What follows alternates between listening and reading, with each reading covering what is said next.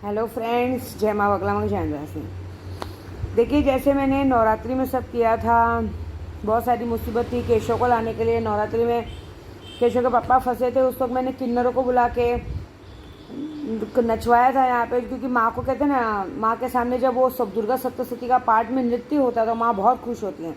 और कहते हैं जहाँ किन्नर आके नाचते हैं वहाँ तो जो काम नहीं बनने वाला वो काम भी बन जाता है। आज हमने सेम वैसे किया है। हम लोग के देश की रक्षा के लिए, प्लस गोराई के जितने लोग हैं जो अपने आप को बहुत होशियार समझते हैं, बहुत सारे जनों के चेहरे पे बहुत सारा नकाब है।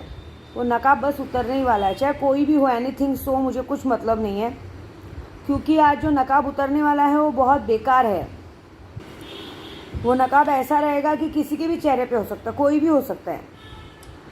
क्योंकि आज जो मैंने किया है, मतलब ये 11 लाख जो जब किया दुश्मनों के लिए, देश के दुश्मनों के लिए, बहुत सारी लोगों के चेहरे से नकाब उतारने के लिए, ये मेरी माँ बगलामुखी मेरा साथ देंगी। और अभी किन्नरों के आके नाचा है, काली माँ के उस पर काली माँ के ऊपर वो किन्नर ने नाचा। तो मैं पहले ही बता दूँ, कोई ये मजाक उड़ाया कि ये नाच हो रहा है, नहीं, ये नाच नहीं है। माँ को खुश किया गया है, लास्ट आहुति ली गई है, क्योंकि मैं हवन नहीं कर पाई ना।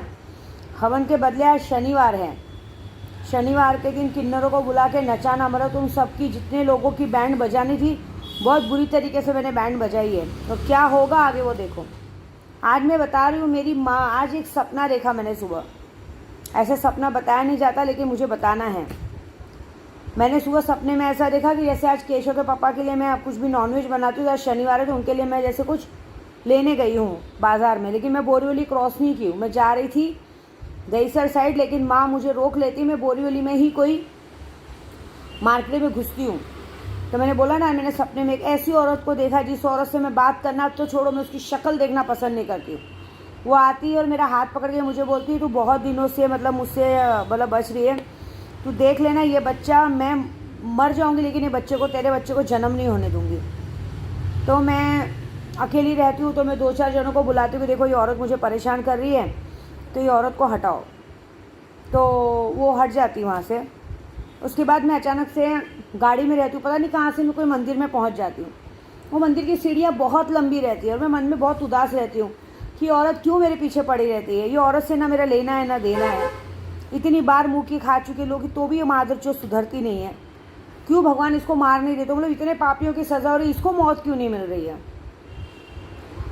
कि मतलब ये कम से कम इसकी मतलब बोले इसको भगवान उठा लेना तो बहुत सारे जनों का भला हो जाएगा। लेकिन मैंने ऐसे मन में सोचते सोचते मैं जाती हूँ, तो जैसे एक दुकान बंदी, एक मंदिर के बाहर गाड़ी रुकती है और मंदिर में बहुत लंबी सीढ़ियाँ रहती हैं।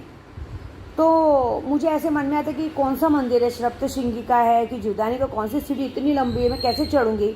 लेकिन आई तो दर्शन कर लेते, तो मेरा पर्स गाड़ी में छूट जाता है। मैं ऐसे सपने की बात बता रही हूँ। तो गाड़ी में छूटा रहता तो भी मैं जाती हूँ, 10-15 सीढ़ी चढ़ती हूँ, तो मुझे अरे मैं तो पर्स भूल के मैं पर्स लेके आती हूँ। लेकिन मेरे मन में आता है नहीं, अब वापस सीढ़ी कैसे उतरूँगी, ऐसी हालत में गिर जाऊँगी। तो वो सीढ़ियों पे कोई नहीं रहता, अकेली मैं चढ़ के जा रही हूँ और जैसे मुझे कोई बुला रहा, आ जा सीढ़ी पे चढ़ने। मैं सीढ़ी चढ़ के जाती हूँ ऊपर, और आप यकीन नहीं मानोगे, जब मैं सीढ़ी चढ़ के जाती हूँ, पूरी सीढ़ी कैसे कैसे पहुँच जाती हूँ। वहाँ पे आजू बाजू में दुकानें रहती थी। एक जन बोलती है कि ताई कुछ लोग हैं मराठी में बोलते, ताई का घेरनार का। तो मैंने बोला नहीं, अभी पैसे नहीं लाई, मेरे पर्स नीचे छूट गया। तो बोलती नहीं नहीं, ये लेके जाओ, पूजे का सामान आप बाद में देना। आप यकीन नहीं, मैं मंदिर में जैसे ही घुसती हूँ तो वहाँ पे सारी औरतें पूरन पूड़ी बनाती रहती हैं।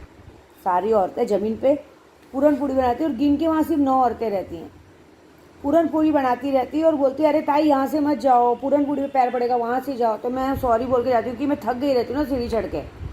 तो जब मैं मंदिर में अंदर पहुँची तो मंदिर में कोई मूर्ति नहीं रहती है, एक लंबा सा पीपल का पेड़ की बरगद का पेड़ रहता है, मतलब कोई पेड़ रहता है, बहुत बड़ा सा, बड़ी जड़ी वाले पेड़ रहते हैं। और वो पेड़ पे ही माँ के सामने दिया विया जल रहा है, वहाँ हवन कुंड है, सब पेड़ पे ही सारी पूजा हुई है। तो मैं माँ का पैर पड़ती हूँ, उधर ही बैठ जाती हूँ। बोली ये कैसा मंदिर है, बड़ा अजीब है, मतलब इसमें ना मूर्ति है ना कुछ है, लेकिन है तो माँ का। हाँ, लंबा सा पेड़ है, पेड़ की जड़ें, शाखाएँ मंदिर के ऊपर निकल चुकी हैं, और वो बहुत बहुत बड़ा जड़ है। मतलब वो पेड़ को देख के एक अंदर सा अजीब सा, मतलब माँ का वो महसूस हो रहा है। तो वहाँ बैठ के ना मेरे माँ आँखों से आंसू निकलने लगते हैं। बोली माँ, इतना मैं बीत गया है, मेरा बच्चा नहीं हो रहा है माँ, मुझे सब झूठा कह रहे हैं, मुझे बहुत रोना आ रहा है, तू मुझे कम से कम उठा तो ले। और एक तो बच्चा नहीं हो रहा, ऊपर से वो औरत मेरा हाथ पकड़ के मुझे बोलती है कि तेरा बच्चा कभी होने नहीं दूंगी मैं। तो वहाँ पे एक औरत आती है और मेरे माथे पे इतना सारा कुंकू लगा देती है और ऐसे हाथ रखती है और कहती है चिंता ना कर। फिर वो बोलती मंदिर के फेरे तो मार। तो मैं मंदिर के जब फेरे मारते हो तो जो औरत मुझे पहले बोलती कि इधर से मत जाओ, इधर पूरन पूरी बन रहा है, वो मुझे वहाँ मंदिर के उस पर बैठाती है चौखट पे। बड़ा पुराना मंदिर है, वो पत्थर है पूरे। तो मैं बोली मैं बैठ नहीं पाऊंगी। बोली बैठ तो सही 5 मिनट। तब देखती हूँ सामने से एक पंडित जी आते जो पूरा धोती पहने रहते हैं वाइट, और वाइट पूरा ऐसे ओढ़ के खड़े होते हैं, और माथे पे 3 कलर का तिलक रहता है। तो वो लोग बोलती हैं औरतें, जो कि उन औरतों को नहीं मालूम है मैं कहाँ क्यों आई हूँ, लेकिन वो और उसमें से एक औरत बोलती है मैं बैठो, तो मुझे बोलती इधर आ जाओ, पंडित जी को बैठने दो उधर। वो अपने बाजू में बैठाते हैं और पंडित जी को बोलती पंडित जी इसके मन में शंका है कि इसके पेट में बच्चा है भी कि नहीं है, क्योंकि लोग इसको डरा रहे हैं, बुरा रहे हैं, इनको आप बताओ। और माता जी की सवारी ला के बताओ कि बताओ क्या है, अगर बच्चा है तो बताओ, बच्चा नहीं है तो बताओ। आज इसके दिल की शंका दूर करो, ये अंदर से बहुत मायूस है। तो मैं उसका चेहरा देखने लगती हूँ कि मैंने तो इसको कुछ बताया नहीं, ऐसे क्यों बोल रही है। और वो पंडित जी बोलते हैं अरे मैं बोल रहा हूँ ना, बाड़ा होगिल तुला। तो मैं हाँ बोल रही हूँ, लेकिन वो बोलते हैं नहीं तुम बैठ के बताओ। वो ऐसा बैठते हैं पत्थर पे और ऐसा खेलने लगते हैं और बोलते हैं मराठी में तुला बाड़ा होईल और नक्की तुझ्या पोटामध्ये बाड़ा आहे। सोचो, मतलब मराठी में देखो मैं जो बता रही हूँ सपने का कि तेरे पेट में बच्चा है और बच्चा होगा। और उन्होंने क्या बोला, ये बच्चा इस दुनिया का सबसे खतरनाक बच्चा होगा। वो इस दुनिया का हर वो काम करेगा, बाप से 10 गुना ज़्यादा बड़ा होगा। हर मतलब मैं हिंदी में बता रही हूँ, इतना खतरनाक हो, हर तरह का, दारू पिएगा, जरा जुआ खेलेगा, सब करेगा। मतलब इस दुनिया का सबसे खतरनाक बच्चा है। मतलब इसका मतलब सबसे बड़ा अघोरी, मतलब अघोरी होता है जो हर काम करता है। वो तो उससे आँख मिलाने में लोग डरेंगे और बड़ी शान से आएगा और बस आने ही वाला है, टाइम हो चुका है, तो चिंता मत कर, तू डर मत, ऐसे बोलते हैं। और वो दोनों बोलती देखो बोला ना, और बोलते देख तुझे लड़का ही होगा, ऐसे बोल रहे हैं। वो औरत बोलती है। फिर वो लोग ने जैसे परडी भरते तुलजा भवानी की, वैसे एक टोकरी में चांदी की छोटी सी पायल, कमर का कड़ा, हाथ का कड़ा ला के देते, उस परडी में डालते, काला धागा देते, एक तावीज़ देते, सब दे के मुझे परडी में मेरे आंचल में डालते और बोलते बेटा तू अब जा। मैंने बोला लेकिन मेरे पास पैसे नहीं है सब सामान के पैसे देने के लिए। तो बोलते नहीं चाहिए, जब तेरा बच्चा हो जाएगा ना तू शान से इधर आके सबको खाना खिलाना, तू अभी जा। तो मैं आने लगती कि एक औरत को बोलती कि इधर से एक औरत को तो भेजो, मैं नीचे से कुछ पैसे दे तू पर्स में से निकाल के माँ को चढ़ा दो। बोले ठीक है। तो एक औरत बोलती चल मी, मतलब एक औरत बोलती मराठी में चल मी येते तुझ्या संगती। तो आती है, सिर्फ मात्र 2 सीढ़ी पर। वो औरत को भी मैं बोलती हूँ सामान वाली, क्योंकि मैं नीचे से जाती हूँ, आपको पैसे भेजो। बोल ठीक है। वो औरत शायद 2 ही सीढ़ी उतरी रहती, बोलती तू टेंशन मत ले, मैं हूँ तेरे पीछे, डरने का नहीं, हम हैं तेरे पीछे। और मैं वो बड़बड़ करते नीचे आ जाती हूँ। नीचे अचानक मुझे गाड़ी दिखती है और ड्राइवर बोलता है जल्दी आओ मैडम, कब से आप गायब हो। मैं नीचे आराम से उतर आती हूँ और पीछे पलट के देखती हूँ तो मेरे पीछे कोई नहीं रहता। तो ये है माँ, मतलब एक औरत ने मेरा हाथ पकड़ा। वो माँ बोलने के नाम पे शर्म, मतलब कलंक है। मैं नाम नहीं लूँगी कौन है, लेकिन मैं एक जानती हूँ कि एक औरत ने मुझे मारने के लिए हाथ पकड़ा, तो एक माँ ने मेरा दूसरा हाथ पकड़ा कि मैं हूँ। तो हे माँ विंध्यवासिनी, मैं इतना ही बोलूँगी, चाहे कि मेरे केशों के पीछे जो पड़ा हो, अगर मैंने निस्वार्थ मन से तेरी पूजा की है ना माँ, तो सारी जीत हमने पा ली है। तो अब तू उसको देख, बस मुझे कुछ नहीं बोलना है, तू जो करना है कर। तूने मुझे वहाँ से मंदिर में खींच लिया, ये तेरी बहुत बड़ी बात है। और मैं बोलती हूँ मैंने बोरीवली का पूरा बंदिश करती हूँ, तो ये बहुत बड़ा चमत्कार है कि मुझे बोरीवली बंदिश के बाहर नहीं जाने दिया गया। मैं बोरीवली बंदिश के अंदर ही मच्छी मार्केट में थी, तो ये इनका चमत्कार है। तो आज आए हैं, किन्नर ने नाचे हैं, मैंने डाला है वीडियो देखना, किन्नर नाचे है। फिर खेल वो शुरू किया है। खेल चाहे कोई भी पुराना खेल खेलो, चाहे कितनी भी शक्तियाँ लगा लो, मेरे आगे नहीं जीत पाओगे। मैंने कसम खाई है तो खाई है, बहुत सारे लोगों को बेनकाब करूँगी, प्रिय चरित्र का होगा।